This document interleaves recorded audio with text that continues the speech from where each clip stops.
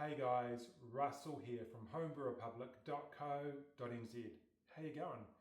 Welcome to today's brew review. We're checking out BlackRock's classic porter. We've turned this into a recipe brew. We made a traditional English porter, which we've called the English Express. We're going to check out the kit itself. We'll share with you the recipe that we used and of course the finished product and what we get in the glass. Let's get into the video.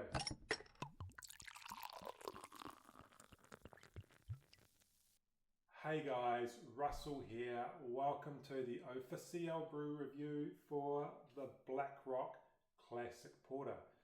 Fun facts about porters. Okay, porters are a very old beer style and their origins trace back to the 1700s in the UK or in England. They were popularised by a working class group who were porters, essentially people who professionally carried goods around working yards and the streets of London. Fun fact about porters is that porter is thought to have been the first beer that was commercially mass produced. So originally made in big wooden vats and thought to have made up to about 3,000 barrels per batch. So there you go. Thought to be first ever commercially mass produced beer in the world. Now the porter obviously has become wildly popular. It led to sub-variants, the Baltic porter, the American porter, two very good and well-known examples. It also led to the creation of sub-styles including the stout. But what we are really here today for is this guy right here. So, let's get into it.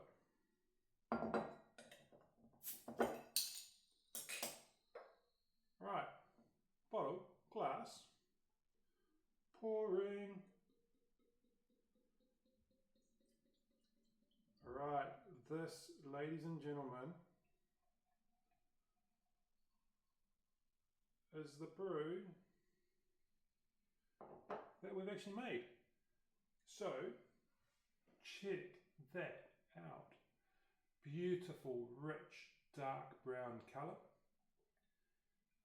Very solid caramel cream head.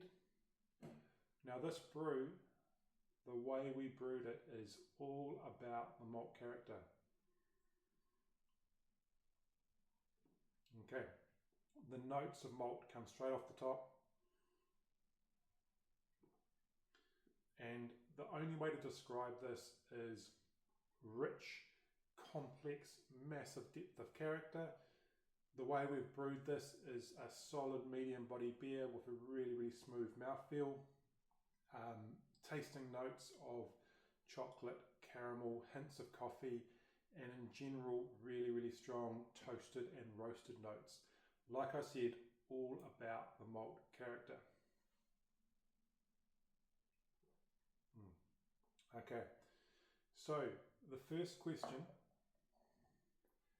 is, what have we got and how do we do it? The only thing I didn't cover was that the way we've done this, it has an ABV of 6.2%, so pretty good mid-strength beer. Now, what we've done is we've created a recipe. We've called it the English Express. It is published on homebrewrepublic.co.nz. You can check it out there. What we did, one of these kits. So let's start with this kit as it stands. The kit, BlackRock Classic Porter from the Classic range, does include style appropriate yeast under the lid. The kit by itself has an IBU, which is an international bitterness units of 16. So the scale in total is out of 100. So 16 is nice and low. There was a really subtle and smooth bitterness. This is really all about the malt character and any other flavours that we want to add to the brew. The other piece with this is the kit by itself has an SRM, which is a measurement of colour, of 25. So as you can see here, dark brew. Now we brewed this with liquid malt extract, which will darken it off further. Okay. So by itself is going to produce a dark brew. We've made it quite a bit darker. The other thing that we did was we added a can of 1 kg liquid brewing sugar. Now the reason I did that, the kit by itself, brewed with a kg of additional fermentable, will hit an ABV or alcohol of about 4.5%. Adding that liquid brewing sugar meant we could bump up the ABV to the 6.2% that we got. Now the other thing that we did was I used M42, the Mangrove Jack's M42 strong ale yeast, and I used 2 of those, so in total 20 grams of yeast. I did that on a 23 litre brew. My starting ABV was 1.058, final ABV 1.010, okay, to get me to the 6.2. So all in all, solid brew. I mentioned that I used dark liquid malt extract. So first question would be, in this brew, why liquid malt extract? Quite a few reasons actually. I'll put a link up on the screen now. I did what was then the Black Rock Miners Stout. Now when I did that, I did a recipe brew, which I did with liquid malt extract, and I did a basics brew, which I did with liquid brewing sugar, I think it was. And one of my takeaways when I did that, was that the flavour profile was a lot less rich, and it certainly lacked depth as well in terms of that flavour profile. So basically, if this one is described as really rich flavour profile with really strong depth of flavour, it really dialed that back when we didn't use liquid malt extract. I wanted to keep that depth and keep that richness, so we used liquid malt extract.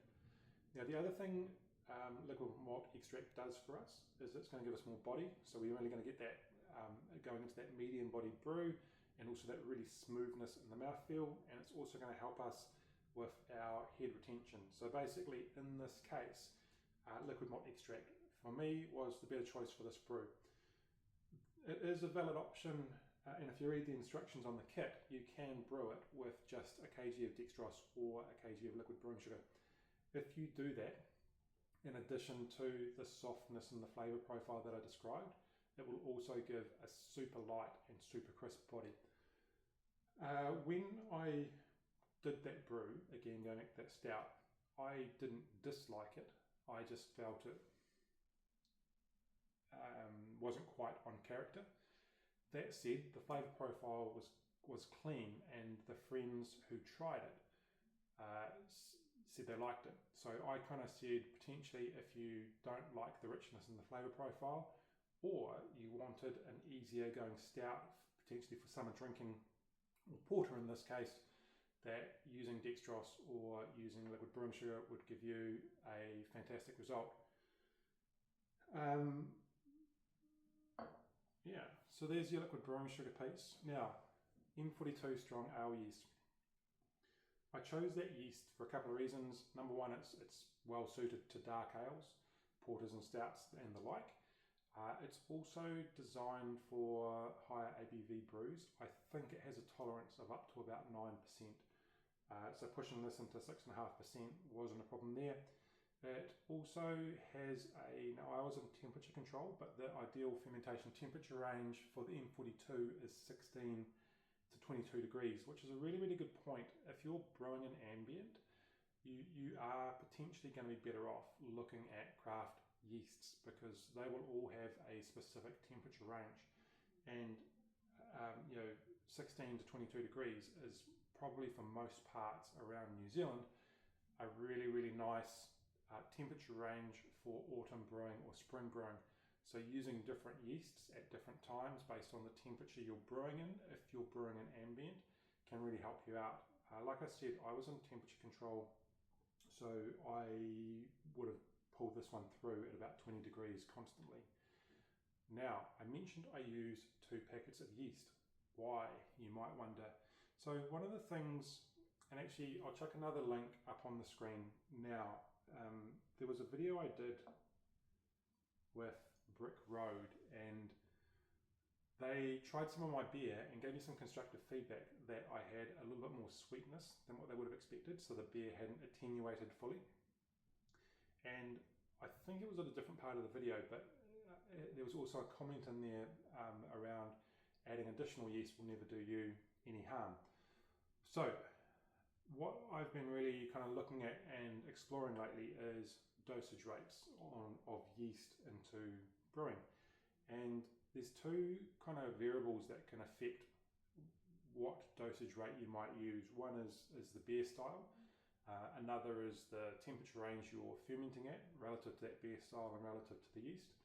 And the other one is the ABV, whether you have a higher ABV brew and therefore a higher original gravity and a bigger job for the yeast to do, or a lower starting gravity and an easier job for the yeast. So this I mentioned was 1.058, so close to 1.060, and in very general terms, what I could find online was a good pitch rate as a range of 0.9 to 1.2 grams per litre of yeast, that is, and litre of brew. So what that translates to is a total on a 23 litre brew of 20 to 28 grams of yeast.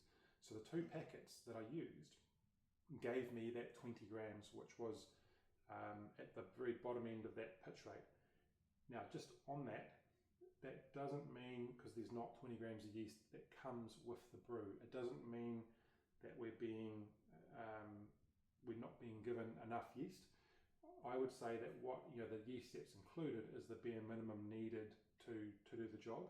The other thing to consider is that if you read the instructions, there are different ways to do this brew. So if we were only doing this brew with like dextrose or liquid brewing sugar, our starting original gravity would be far lower, and then it's a completely different job from a fermentation perspective for the yeast.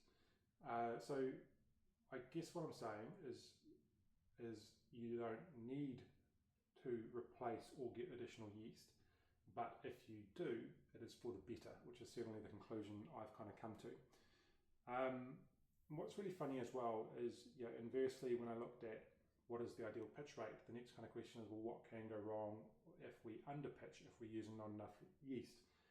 And the common problems which typically kind of start to emerge is, number one, slower start to fermentation. Number two would be the potential for stalled fermentation, and number three would be higher than expected final gravity, so less attenuation. And that last one in particular, if I go back to that feedback I was given on a previous brew that I had a little bit too much sweetness, that is one of the possibilities. I was underpitching the yeast, and the yeast weren't quite getting through the full job, and we're leaving some of that malt sweetness in rather than converting it into alcohol content. Interestingly as well, and even in the last couple of weeks, in our Facebook group, one of the comments I remember coming up, it was exactly one of those as well. It was a person going, hey, I've got this beer kit, I've put the brew on, it's been 2 days and the brew hasn't kicked off. And it did kick off, on the second or third day. It was just slow to kick off.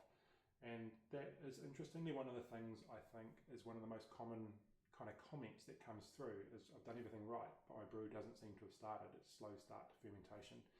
So pitch rates and yeast dosage rates is certainly something I'm exploring and thinking about more. And what I'm going to do is publish an initial kind of article on suggested dosage rates for beer styles on our website, homebrewrepublic.co.nz. So you can go in there and check it out and look under the content section and under useful resources. Now, I mentioned that I used the Mango Jack's M42. I like that yeast, I've used it before. If I hadn't used that, the other one that I would have considered is the Safe Ale SO4, and potentially that would have even been a better choice for this brew. That yeast in particular is designed for English ales, which in this case, and I'll come back to that, is exactly what this is. The other one, and if you jump on BlackRock's website and have a look at this kit, the yeast they specifically call out is the BlackRock, is the Safe Ale USO5. Another nice yeast, I'm not sure if it's one that I would have immediately gone to. The other thing though, if I think of that, and just to give a contrasting example, is I vaguely remember the ideal fermentation temperature range for the US-05 being 20 to 26 degrees. So if I come back to the M42, which is what we used, that ideal fermentation, I think I said, was 16 to 22 for its temperature range. So that just gives you an example. Using different yeasts and different temperature ranges, you can choose, if you are brewing ambient, you can choose the yeast, not only that best suits the brew, but best suits the temperatures that you're brewing in for the time of year that you're brewing in. Now, I mentioned, so that we've turned this into a recipe brew, and we called it the English Express for this recipe. So the English Express as a recipe, it is this brew, and it is as I described it. So it's this kit, it's the dark liquid malt extract, it was the additional liquid brewing sugar to lift up the ABV and the yeast. This is very, very close to a traditional classic English porter. Now, if you search, like, basically what are the characteristics of a classic or a traditional English porter, the first thing it will say, or the most common thing that will come up, is the brew is all about the malt character. So it's not about hops; it's all about the malt character, which this brew is. The way we've done it, it is entirely a malt character brew. One thing that you could do, I like it the way it is. I think these malts are rich, complex and beautiful, and a real variety of tasting notes. Just on the tasting notes, this kit, whilst it has a variety of tasting notes, the sort of key notes that are going to come through are the chocolate and the hints of caramel. The dark liquid malt extract really builds out the notes, the roasted and toasted notes, which are now really dominant in this brew. But it's beautiful. I don't think it needs more, but there is room to experiment further if you want to. So you could increase hints of chocolate, you could increase hints of caramel, you could use something like coffee, you could introduce flavours like bourbon. There's so much you could do, and I think that's one of the beauties. Like, I think this is a great brew by itself, but if you wanted to step away from a classic English porter, there's plenty of room really to go in any other direction and do with this kit what you want. The only place this really deviates from a real traditional English porter is the ABV. So the traditional English porters had an ABV normally of about 4.5 to 5%. We've pushed up to 6.2% to give it that little bit of extra kick, which came in with the liquid brewing sugar that we added. If you wanted a modern twist on English porters, you would start to introduce dry hopping. Now, there was, in our group on Facebook, Homebrew Public Kit Brewers, there was a gentleman who did this, and they dry hopped with fuggles, which will introduce a very earthy, floral, spicy character. Fuggles as well, I'm pretty sure, is an English variety of hops. Pretty sure, don't quote me on that, I need to go and check. Should have checked before I came on here. But the brewer who did that said that they were really, really happy with how it came out. So there's one option. Now, if you wanted to come across into an American style porter, you could follow the same recipe that I've used and then just introduce a slightly higher, if we were looking at an American style porter, it would be quite common for those to be heading up into the mid ABV, and certainly to have a more of a hoppy character. And you could look to use hops like Cascade or Centennial, hints of citrus, and certainly earthy, floral, sort of piney notes would give you what you might consider to be a classic or a traditional American porter. So yeah, key notes there. Like, I think what I've just called out is we've brewed this as a classic English porter, but depending on what your preferences are, you can take this kit and you can bring in any other variety of ingredients to really take it in any kind of direction that you want to go.